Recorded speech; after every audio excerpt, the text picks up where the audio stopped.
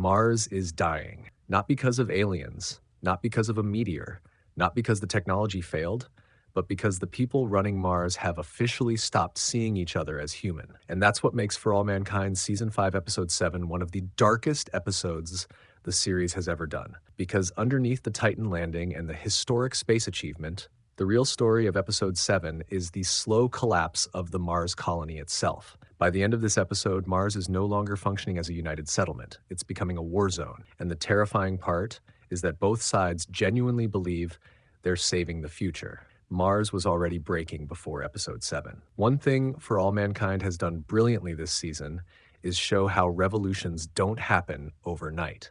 Mars didn't suddenly collapse in Episode 7. It's been quietly falling apart for a long time. The automation crisis was the beginning. When Ayesa and Helios decided machines would replace large portions of the human workforce, they weren't just making an economic decision. They were destroying the purpose of thousands of colonists.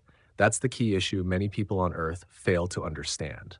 The workers on Mars aren't just employees anymore. Mars became their identity, their home, their sacrifice. Some of these people spent years isolated from Earth helping build the first true off-world civilization. They suffered through disasters, shortages, psychological breakdowns, radiation exposure, and impossible working conditions.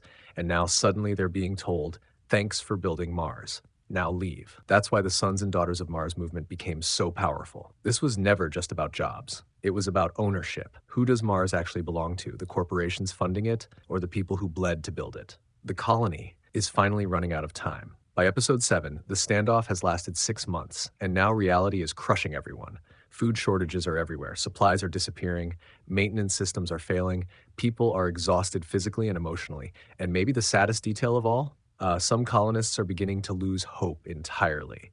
The petition asking to return to Earth is one of the most important moments in the episode because it shows the rebellion is starting to fracture internally. At the beginning of the movement, people believed they could win.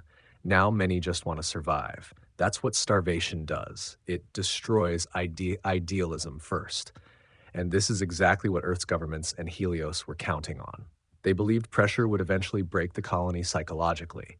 But instead of creating surrender, it created radicalization. Because the longer Mars suffers, the more the colonists start blaming Earth itself. Why Miles has become the heart of Mars. Miles is one of the most fascinating characters this season because he represents ordinary people finally reaching their breaking point. Unlike Dev, Alita, or the government leaders, Miles isn't motivated by ideology or ambition. He's motivated by survival.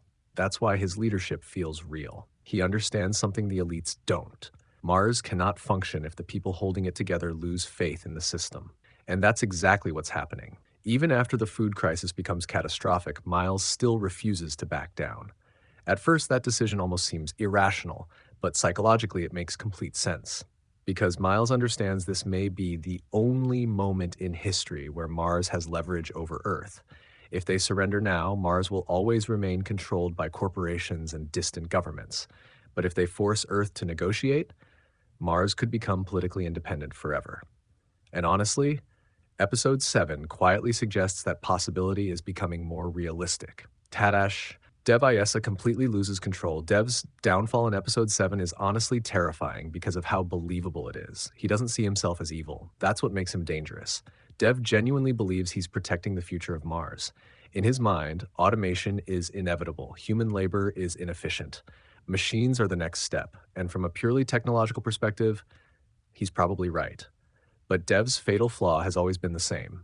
He understands systems better than people. That's why his decision to bomb the agro-domes becomes such a horrifying turning point. To Dev, destroying the crops was strategic pressure, a way to force surrender. But he completely fails to consider the emotional reality of the colony.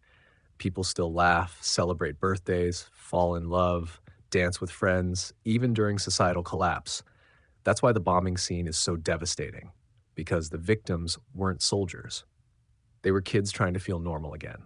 The birthday scene changes everything. Alex's birthday scene might genuinely be one of the most tragic moments For All Mankind has ever produced. For a few minutes, the show lets Mars feel human again. Teenagers sneaking around, music, dancing, friends joking together. For the first time in the episode, viewers briefly forget the crisis happening outside. And then suddenly, the glass explodes. The pressure drops. Carbon dioxide floods the dome. and happiness instantly turns into horror. The death of Gulsora changes the entire political situation on Mars. Before this moment, Dev could still justify his actions as harsh but necessary. But after innocent young people die, that moral argument disappears completely. And the episode quietly hints that even Dev realizes it, because Alex almost died too. And Alex is one of the very few people Dev actually cares about emotionally. For the first time all season, Dev is forced to confront the reality that his necessary sacrifices involve real human beings, not statistics, not projections, people. Did Dev intend to kill anyone? Technically, no. But honestly, that almost makes the situation worse because it reveals how disconnected Dev has become from the actual colony. He assumed nobody would be inside the domes at night. Think about how insane that is. He planned an attack on civilian infrastructure without fully understanding how civilians actually live there. That's not just arrogance, it's dehumanization. And For All Mankind has always shown that space exploration becomes dangerous the moment leaders stop seeing people as human beings. The Soviet leaders did it, NASA did it, Helios did it, and now Dev is repeating the same cycle. The irony is painful. Dev believes he's saving Mars, but his actions are actively destroying the society he claims to care about. Alita is quietly falling apart. One of the most overlooked parts of episode 7 is Alita's emotional state. Because unlike the radicals on either side, Alita is trapped in the middle. She understands the protesters, but she also understands how fragile Mars actually is. And now the pressure is crushing her.